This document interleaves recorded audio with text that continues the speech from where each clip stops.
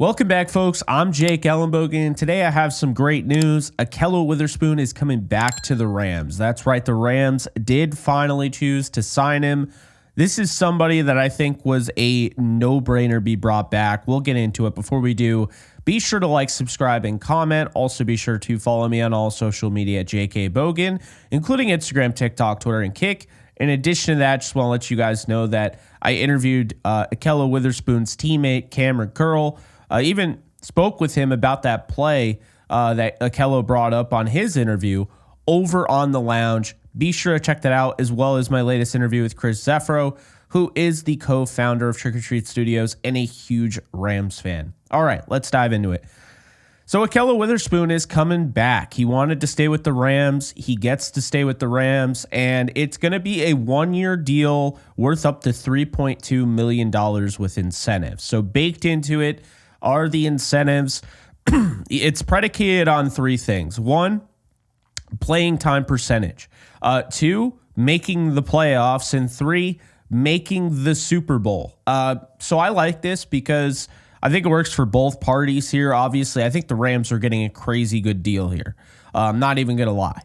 There are a lot of corners that were signed before Ahkello, and they don't have anywhere near the production. They don't have anywhere near really the stats, anything. I mean, it's kind of wild. So the Rams are getting a significant discount here, and Ahkello Witherspoon's getting an opportunity to get those, incentives where he'll make more money than he's made with the Rams thus far.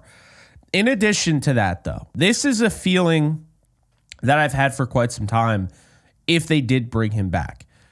Kobe Durant and Darius Williams are in contract years. So Ahkello Witherspoon, if he has another really solid season, I think there's a chance he'd be brought back long-term to be the number one corner. Now, he pretty much was at the end of last year, and he was so important, key and critical down the stretch. What he was able to do in the postseason should not be forgotten, and it won't be.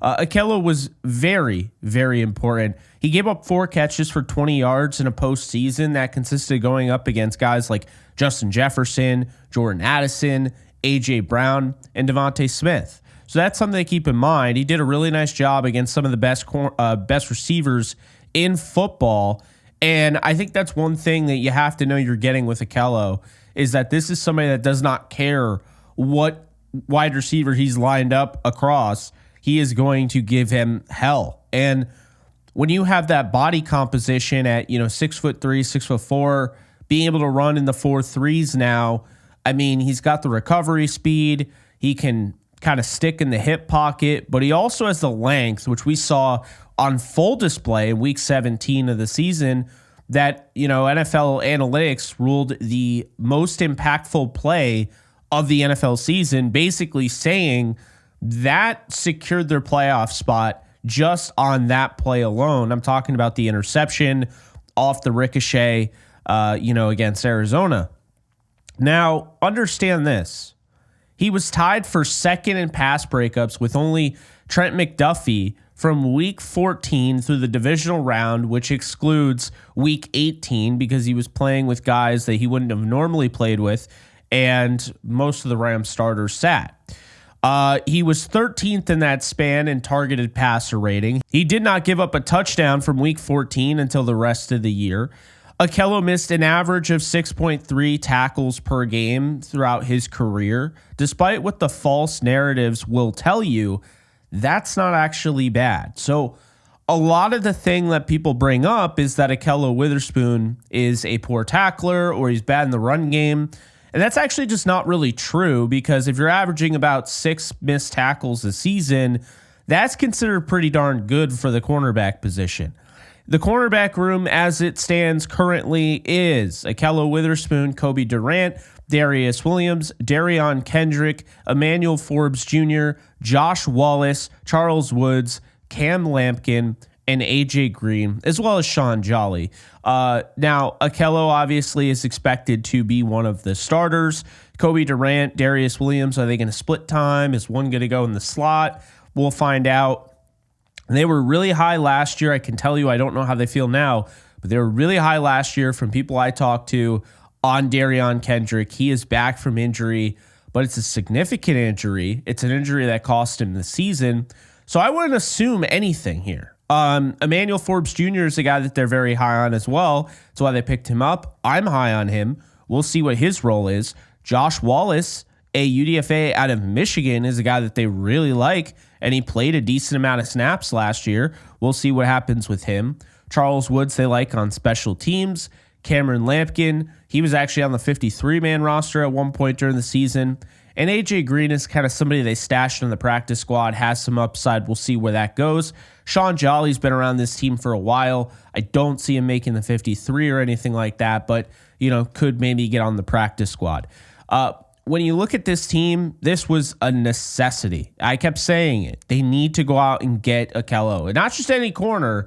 They need to bring back Ahkello because the things that he does are valuable. Hell, they were still finding out different ways to use him. I mean, you look back at the Vikings game and that blitz, that was his third pressure of his career. And, he comes off a blitz and, basically he strip sacks Sam Darnold and, the rest is history. As we know, Jared Verse diving into the end zone with that photo finish. But I think it's important here to understand something. Just hearing familiarity, I'm sure people hear me say that all the time and like, oh, here's Jake again talking about familiarity. It's real. It's absolutely real in the game of football, okay? It just is. I say it all the time. Familiarity matters. It's not just, oh, yeah, I know this guy has been in the building before. You're going to work with this guy, okay? When you get players that you already know where their mindset is at, you already know that they fit the cause, you know that they're going to help, and you've been to battle with them before, you know what you're getting yourself into, but also you know the things that they provide to make your team better. Ahkello Witherspoon was getting linebackers lined up. Was he the green dot? Absolutely not. That was Quentin Lake. But Ahkello Witherspoon is always talking on the field, and that's not something every cornerback does. And it gets guys in position. It's why that cold image that you can see where he literally is across from A.J. Brown and he's pointing over the linebackers because in a sense, he cares more about his teammates than his assignment, but he already knows that he's going to do well in his assignment, and obviously that game showed that. That is the important thing. And if you look throughout McVay's history with this team, he's always mentioned how important communication is. And, that's the big thing about Ahkello Witherspoon. He communicates while he also adds all the different things. What I don't understand, and I've said this before, I'll say it again, I don't understand how underrated he is. He's not some 5'8 corner. We're talking about a guy that is towering 6'3", 6'4", and he has crazy speed. And we've seen guys like this in the past, like Obi Melifonwu, where a lot of fans and scouts just absolutely raved and, were just, drooled over, right? But for whatever reason, a really high IQ football player that's in really good condition, that is a gym rat, and that is a captain without the C on his chest, for whatever reason, he doesn't really get that same look. So it does speak volumes to me. It probably tells me, one of two things. The first thing is that he's definitely been taken advantage of throughout his career. The second thing here is that it also tells me that, look, I think there's a chance that maybe on one of his last stops, I think that maybe he was, his reputation was smashed. And I'm not saying who, but I'm sure that's certainly possible. And I think when you look at what he's done throughout his career in a blanket, he's one of the more underrated corners in football. And the fact that he's still, taking veteran minimums with incentives, that tells me everything. So the Rams get a really good one here that they already know. He's played over 30 games, and now we know that he can blitz. He can help you in coverage. He can help you in run support. I know there's a kind of a narrative out there that he doesn't work well against the run that I previously brought up, but I'll say it again. The Eagles game, when people bring up that Saquon Barkley touchdown, it kind of irks me because, one, Saquon Barkley, you're not supposed to be able to run like that in heavy snow. But two, he's clearly being held by A.J. Brown. And three, he was also playing injured. let's not forget, Ahkello Witherspoon was dealing with an injury after the Vikings game. Okay, that's why they took him out of that game. And then he still played with that, despite the fact he's, again, never missed a game due to injury. He's played through it. So the best ability is availability. He stays on the field. And let's be honest here, as painful as it is to not see him get his money, as painful as it is to see him once again have to go through this whole thing, now that it's over for now, I got to commend the Rams here a little bit. Because they did last year go out and get Trey White and Darius Williams and not pay Ahkello Witherspoon, which, of course, teams around the league were very surprised by, I'm told. So he had a really good 2023 season. They don't pay him, but they pay 2 other corners. How does that look to, the rest of the league about Ahkello? Like, what are we missing here? There's got to be something off. Well, now they did pay him, and they didn't pay him a ton, but they did bring him back. So they did right the wrong in a sense. We're going to see how this thing goes, but I'm excited for it. I'm excited for Ahkello, and I'm really excited to see this defense because I'll tell you right now, at the end of last year, this defense was humming, and I'll tell you the moment, and no one can say otherwise because it's literally proof is in the pudding. The moment Ahkello Witherspoon checked into this defense, and it's nothing against Kobe Durant because I still think he's an absolute stud, but the moment Ahkello started playing again full time, week 15 is the first game where he fully started because Kobe went down. This defense just hit another level, and no one can say otherwise because after that Bills game, it's 44-42. Well, the next week, you have the 49ers, you have the Jets, you have the Cardinals, and then that week 18 game where it's just a mixture of starters and backups, so you don't really take too much into that, but they gave him a chance to win at the end of the day. And then the wild card game against an unprecedented 14-win team in the wild card, and you beat them, and then you go into Philly and you outplay Philly, and you should have won against Philly. So I understand the run game freaks people out, but don't forget this defense is still really, really, really good, and they were getting better each week. So I want to make that very clear. That wasn't just for the sake of it. Ahkello was a part of that, and the Rams aren't ignorant to that fact, and that's why he's back. Did I expect him to be back before the draft? Absolutely not. I thought the Rams were going to let this thing drag out. I thought he was probably, as a veteran, going to miss camp, but this is somebody that wants to get back to football. He wants to be there with the guys, and keep this in mind. He has not had one full camp with the LA Rams. He got there late his first year in 2023. In 2024, they were kind of messing around. They didn't offer him a deal until September when they realized that they made a mistake with Trey White. And now he gets a chance to get into to training camp.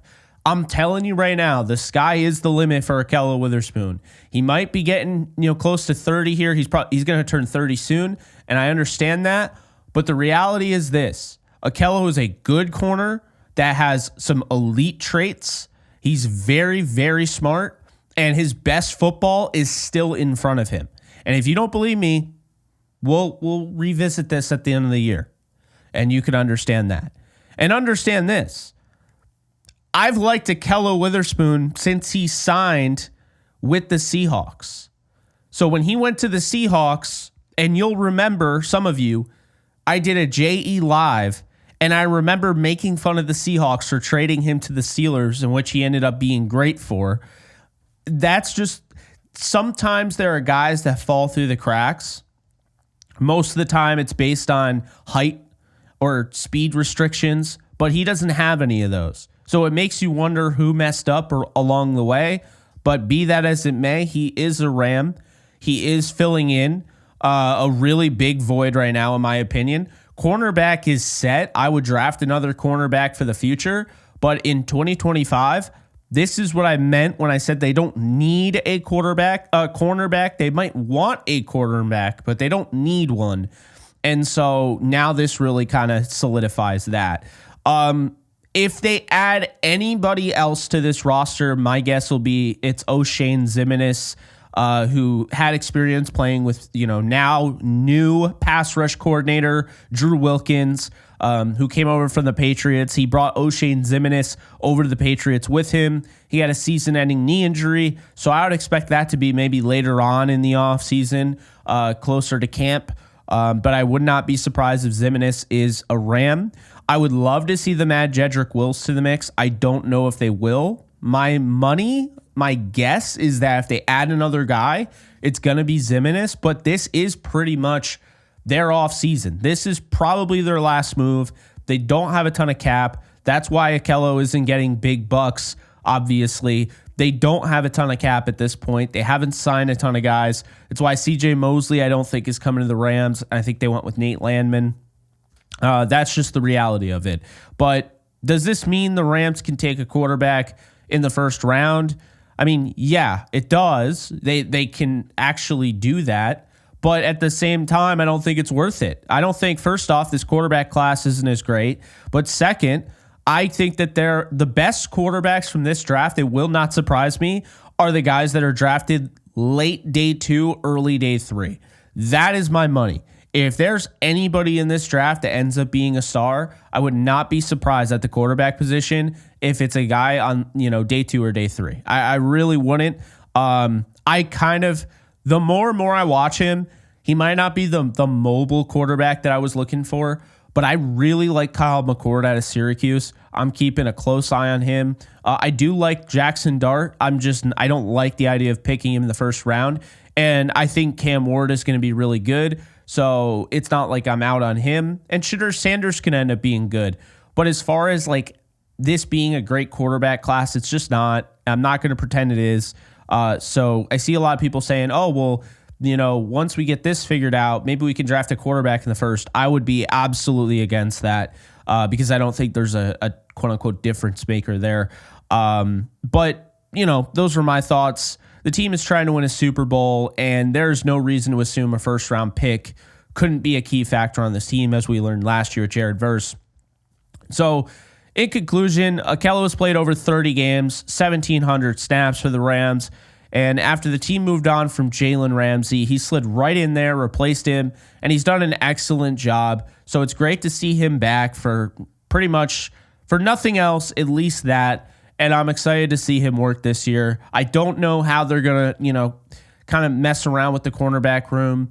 If they draft somebody at 26 and he ends up being say Jahdae Barron is there, who I think is the best fit for them, right ahead of Mello Dotson, who I think would be another great fit.